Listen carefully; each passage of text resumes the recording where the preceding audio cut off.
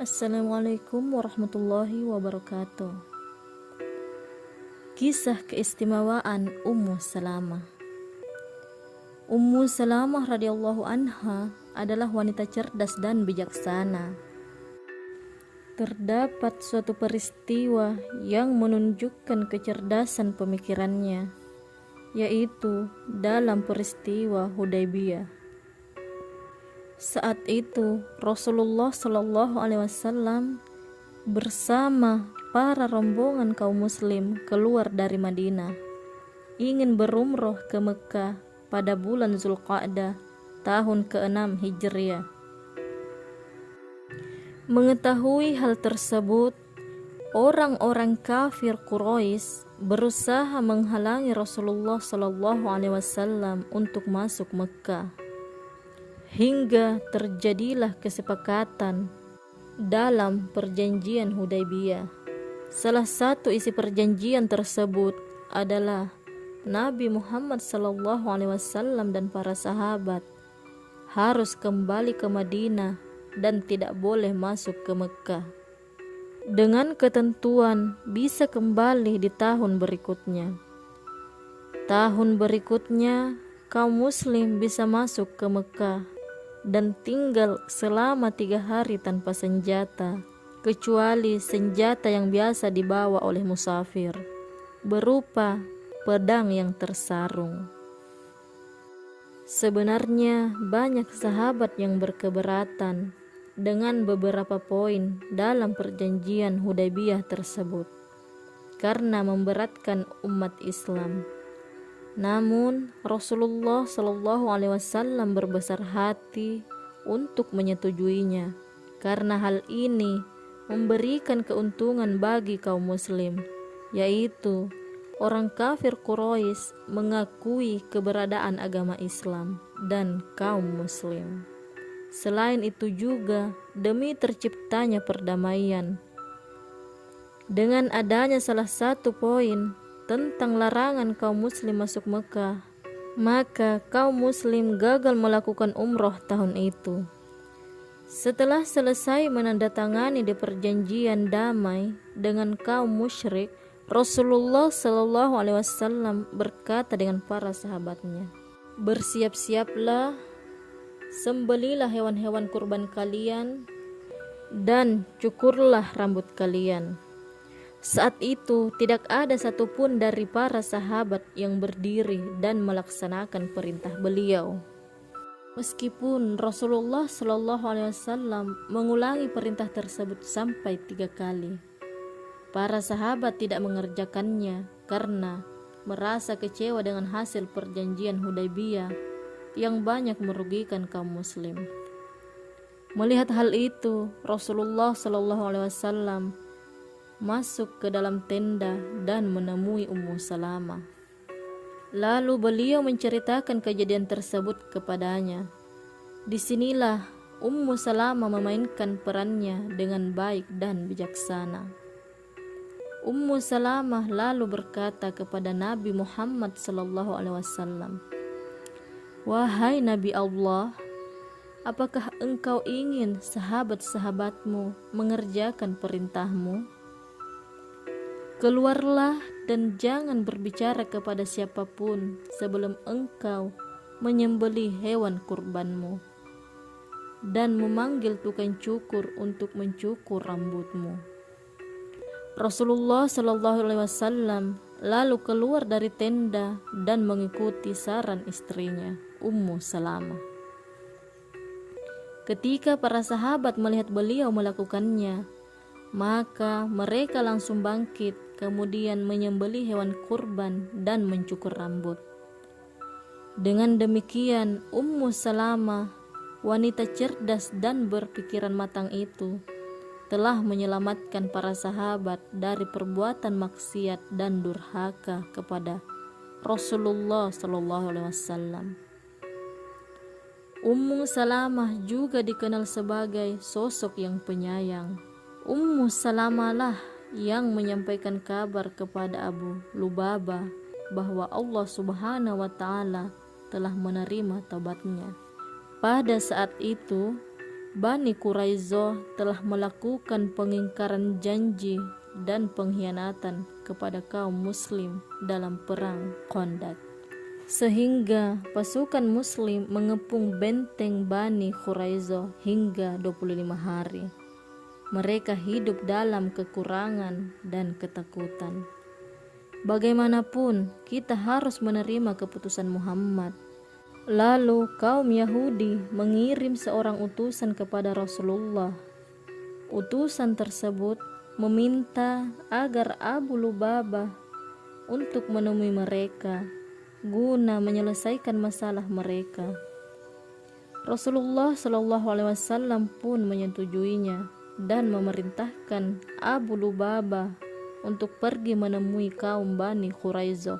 Ketika mereka melihat Abu Lubabah datang, semua orang berdiri. Anak dan istri-istri mereka menangis memohon belas kasih. Abu Lubabah pun menjadi ibah kepada mereka pada saat itu, bertanya kepada Abu Lubabah, "Wahai Abu Lubabah, bagaimana menurutmu?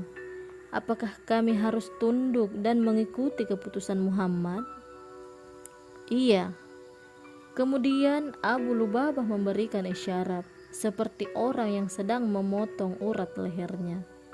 Ia memberitahukan hukuman yang disiapkan pasukan muslim kepada orang-orang kafir dan pengkhianat, yakni sebagai pernyataan taubatnya, ia mengikat dirinya sendiri di salah satu tiang masjid seraya berkata, "Demi Allah, saya tidak akan meninggalkan posisi ini hingga Allah menerima taubatku atas kesalahan yang telah saya lakukan itu." Abu Lubabah mengikat dirinya selama 6 hari. Selama itulah ia terus beristighfar, memohon ampun kepada Allah Subhanahu wa Ta'ala. Istrinya datang untuk membuka ikatannya. Setiap kali datang waktu sholat, lalu ia berwudu dan sholat, kemudian mengikat diri lagi. Akhirnya Rasulullah SAW menerima wahyu dari Allah Subhanahu wa Ta'ala tentang diterimanya taubat Abu Lubabah. Ketika sedang berada di rumah Ummu Salamah, "Ya Rasulullah, bolehkah saya pergi untuk memberikan kabar ini kepada Abu Lubabah?" "Silahkan, berilah kabar kepadanya." Ummu Salamah lalu pergi, dan sesampainya di hadapan Abu Lubabah, ia berkata, "Wahai Abu Lubabah, berbahagialah, sesungguhnya Allah telah menerima taubatmu." Mendengar berita bahwa Abu Lubabah telah diterima taubatnya, kaum muslim langsung beranjak menuju Abu Lubabah untuk melepaskan ikatannya. Namun Abu Lubabah menolak seraya berkata, "Demi Allah, biarlah Rasulullah SAW sendiri yang melepaskan tali ini dengan tangannya yang mulia." Rasulullah SAW mendengar tekad kuat Abu Lubabah.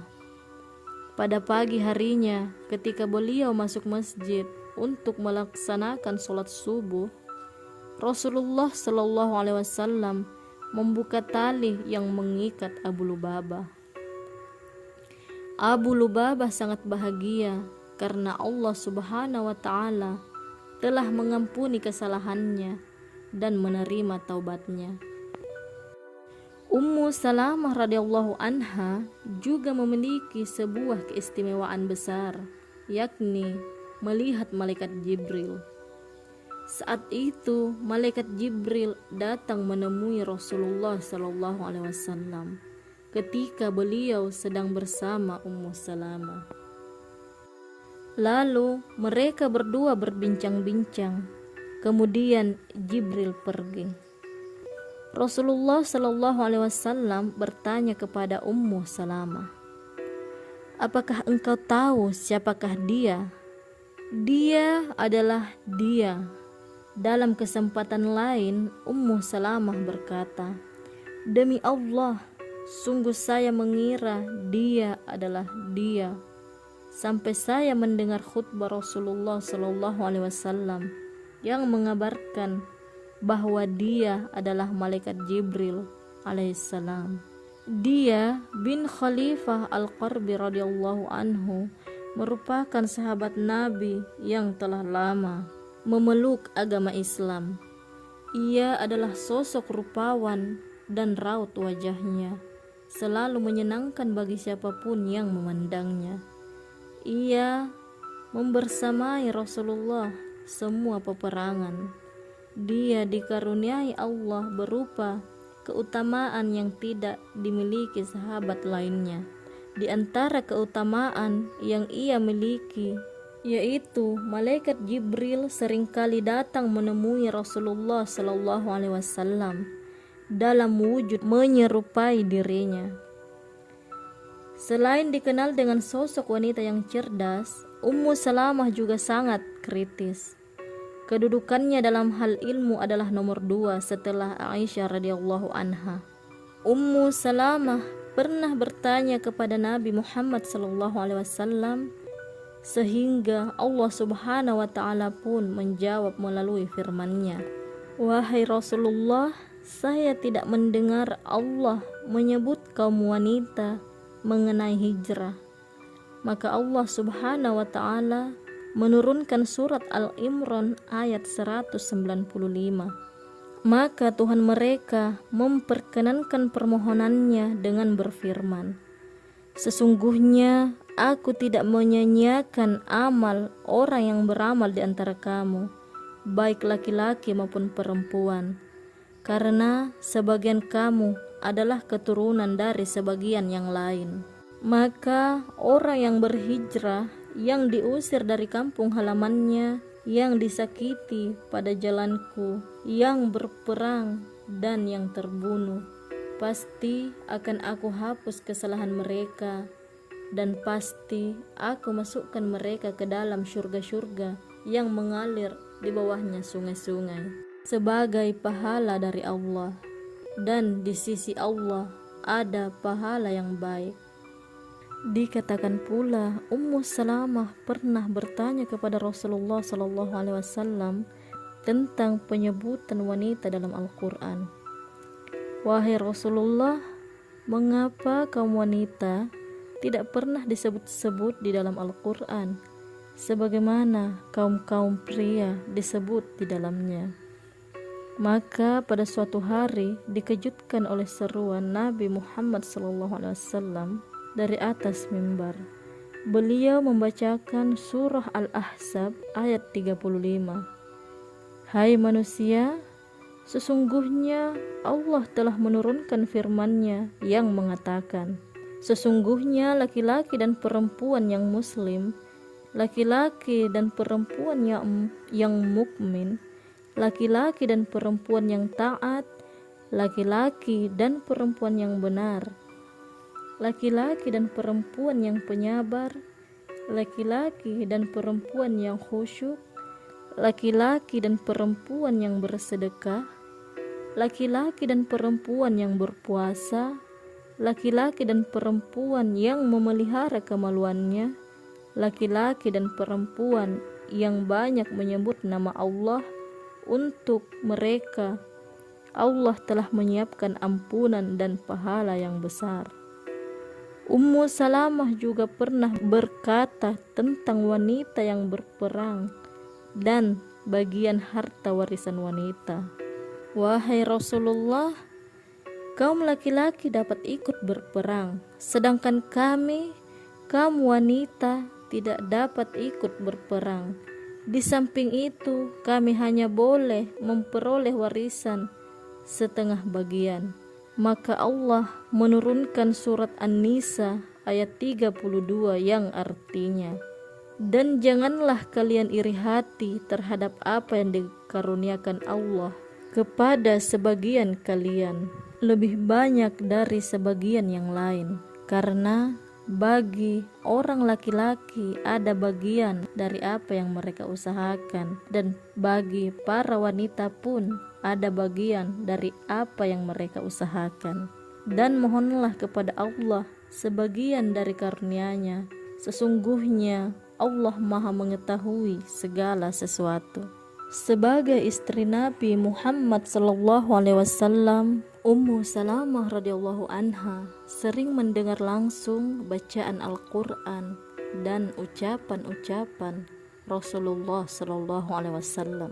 Ia dikenal sebagai seorang ulama wanita generasi sahabat. Banyak hadis yang diriwayatkan olehnya. Ummu Salamah radhiyallahu anha menjadi rujukan para sahabat dalam beberapa persoalan hukum dan fatwa.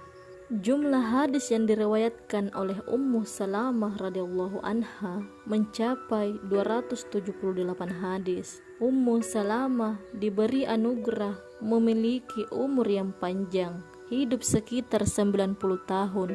Ada yang mengatakan 84 tahun atau di atas 80 tahun, dan mengalami masa pemerintahan Khulafah Rasyidin hingga Yazid bin Muawiyah.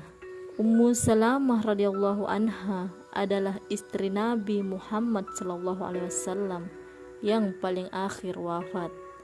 Demikianlah kisah Ummu Salamah radhiyallahu anha. Hikmah yang bisa diambil antara lain, yang pertama, dalam menghadapi suatu persoalan hendaknya berpikir cerdas dan bijaksana, seperti yang dilakukan Ummu Salamah dalam peristiwa Hudaybiyah. Yang kedua, kita dapat meneladani sikap Ummu Salamah yang rajin, kritis, dan memiliki pemahaman luas serta mendalam. Yang ketiga, kita mengetahui bahwa Ummu Salamah memiliki banyak keistimewaan. Salah satunya beberapa ayat Al-Quran turun berkenan dengan nalar kritis Ummu Salamah. Wallahu a'lam. Sahabat-sahabat muslim yang dirahmati oleh Allah Subhanahu wa taala, semoga kita dapat mengambil pelajaran tentang kisah Ummu Salamah. Wassalamualaikum warahmatullahi wabarakatuh.